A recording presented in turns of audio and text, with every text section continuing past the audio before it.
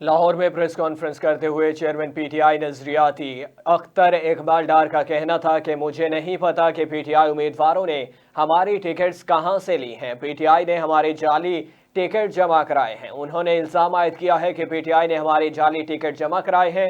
PTI नजरियाती के उम्मीदवारों को टिकट मैंने खुद जारी किए हैं। आज मैं समझता हूं कि इलेक्शन का दौर है। तमाम लीडरान, तमाम पॉलिटिकल पार्टीज के लीडरान अपने अपने मंशूर, अपने अपने वादे और दावे लेके अवाम के पास जा रहे हैं। और ये एक नई सफबंदी है।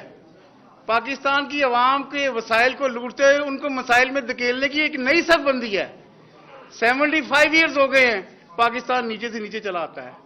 तो वी शुड थिंक, हमें सोचना चाहिए कि क्यों ये हो रहा है। जो लोग अरसा दराज से बरसर इक़्तिदार आ रहे हैं और जो तब्दीली वाले भी आए और वोट को इज्जतों वाले भी आए, रोटी कपड़ा मकान वाले भी आए, ये सब लोग आए, पाकिस्तान नीचे क्यों चले जा रहा है। मैं पाकिस्तान की अवाम, पाकिस्तान के वोटर से दरख्वास्त करूंगा कि आप सही अपने वोट का इस्तेमाल करते हुए इनका कड़ा इंतसाब करें। आज पाकिस्तान की सूरत हाल ये है कि हर बंदा यहां से हिजरत करना चाहता है। हर बंदा, आप किसी को क्वेश्चन दें, वो कहे यार मेरी जान छूट जाए यहां से।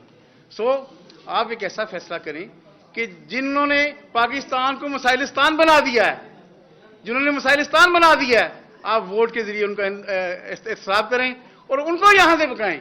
बजाय आप पाकिस्तान छोड़ने की बात करते हैं, पाकिस्तान से जाने की बात करते हैं, आप ऐसा एक्ट करें, आप ऐसा एक्शन लें वोट के जरिए कि आप उनको